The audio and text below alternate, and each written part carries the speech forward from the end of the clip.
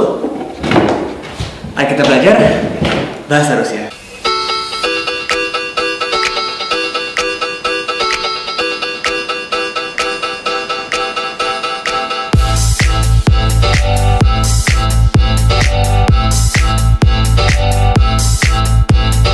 Всем привет, kembali dengan saya Karl Mulia, dan lewat video ini kita akan sama-sama belajar bahasa Rusia.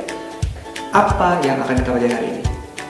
Hari ini kita belajar tentang kata sifat. Pertama-tama, apa yang dimaksud dengan kata sifat? Misalnya kita ngomong buku. Buku bagus. Bagus itu kata sifat. Dan dalam bahasa kita nggak ada bedanya kan? Buku yang bagus, mobil yang bagus, rumah yang bagus, laut yang bagus, laut yang indah. Tapi dalam bahasa Rusia, karena ada on, ana, dan anu, maka ada bentuk sendiri. Karena di awal kita sudah pakai kata bagus, sekarang kita pakai kata bagus dalam bahasa Rusia. Masih ingat kan? Apa jawaban dari baik atau bagus waktu kita ditanya apa kabar? Хорошо. Kalau misalnya kita ngomongin rumah yang bagus, itu bukan хорошо dom, tapi kata sifat. Maka o di хорошо akan berubah jadi i. Jadi rumah yang bagus itu хороший дом. Gimana kalau ana, buku, kniga? Buku yang bagus itu bukan хорошо книга atau хороший книга. Хороший i itu khusus buat on. Untuk ana dia berubah jadi aya, хорошая книга. Dan sama juga buat ano itu bukan хорошее море atau хорошее море, tapi khusus buat ano хорошее море. Sekarang gimana kalau jamaknya? Jamaknya juga punya bentuk sendiri. Iye, хорошие дома, rumah-rumah yang bagus. Nah, jadi kita sudah bisa melihat ya, kalau perubahannya itu akan ngikutin kata benda yang ditunjukkan. Karena itu on, maka хороший. Karena itu ana, maka jadi хорошая. Ano, хорошее. Они, хорошие. Tapi itu bukan semua forma. Karena ada lagi, misalnya красивый, cantik, indah. Красивый untuk on. Красивый дом, rumah yang indah. Красивая книга, buku yang indah. Красивая девушка, perempuan yang cantik. Красивое море, pantai atau laut yang indah. Красивые девушки, perempuan-perempuan yang cantik. Ada lagi последний, terakhir. Последний дом, rumah terakhir. Последняя kniga, buku terakhir. Misalnya kalau di toko buku sudah habis, ini buku terakhir. Последние, pokoknya anu lah. Saya juga bingung apa contohnya ini. Последние kniги, buku-buku terakhir. Nah, ada lagi yang paling lucu. Kenapa? Karena di sini udaranya selalu terletak di huruf itu. Varian oi.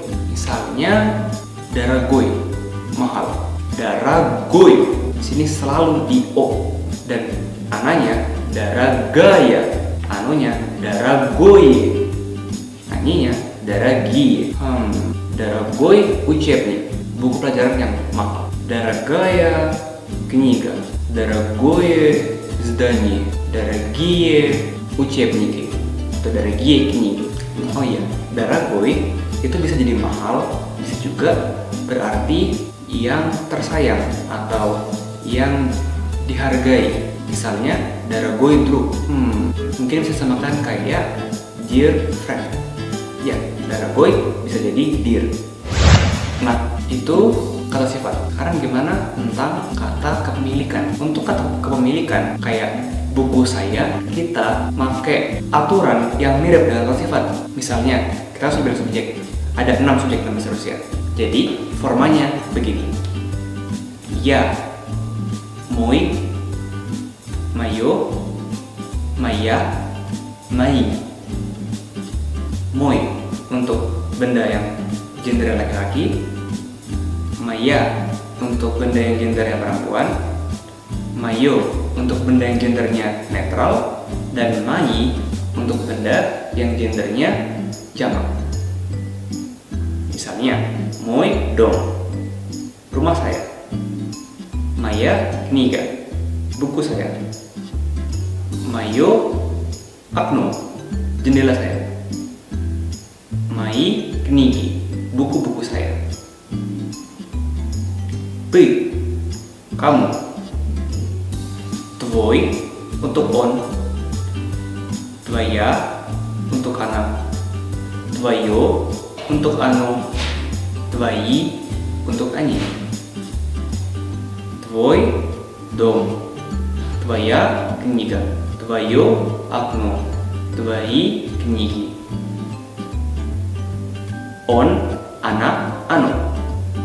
Untuk dia kita memakainya sesuai dengan dia itu laki-laki, dia itu perempuan, atau dia itu netral. Kalau bingung, kita bisa samakan kayak dalam bahasa Inggris his dan her. Di sini kata kepemilikan untuk benda yang netral, untuk orang yang netral itu sama dengan orang yang laki-laki. Misalnya, buku dia, Yevo kniga. Dan di sini Yevo tidak akan berubah sesuai dengan bendanya. Yevo dom, rumah dia. Yevo kniga, buku dia. Yevo aknu, jendela dia. Yevo knigi, buku-buku dia. Begitu pula dengan dia perempuan. Yeyo, yeyo dom, yeyo kniga. Yeyo aknu, yeyo knigi. Dan seperti yang saya bilang, untuk dia yang netral itu sama seperti dia laki-laki. Sekarang, mi. Untuk mi bentuknya agak unik. Nash untuk benda yang gender laki-laki, nasha untuk benda gender yang perempuan, nashe untuk benda gender netral, dan nashwi untuk benda jamak. Nash dom, nasha kniga, nashe akno, наши книги. Begitu pula dengan вы, Anda. Ваш, ваша, ваше, dan ваши. Sementara untuk mereka, bentuknya, aturannya itu mirip dengan dia. Ich dom, rumah mereka. Ich kniga, buku mereka. Ich окно, jendela mereka. Ich kniги, buku-buku milik mereka. Nah, kita sekarang sudah tahu tentang kata sifat dan kata kepemilikan. Kita bisa ngegabungin dua ini. Misalnya, buku saya yang bagus. Моя хорошая книга. Jam tangan saya yang mahal. Bukan sombong ya. Мои дорогие часы. Rumahnya yang mahal. Rumahnya orang itu yang mahal. Его дорогой дом. Mainan mereka yang bagus. Их хорошие игры. Mainan mereka yang bagus. Nah, kalau dilihat dari luar memang agak ribet kan? Tapi kalau kita sudah tahu, biasa aja kan?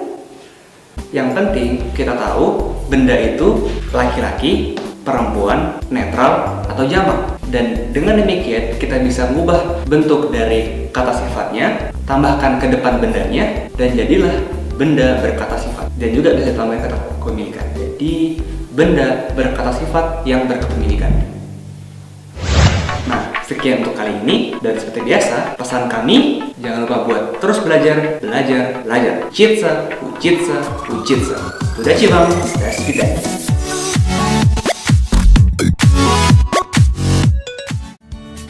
Video ini dipersembahkan oleh Permira.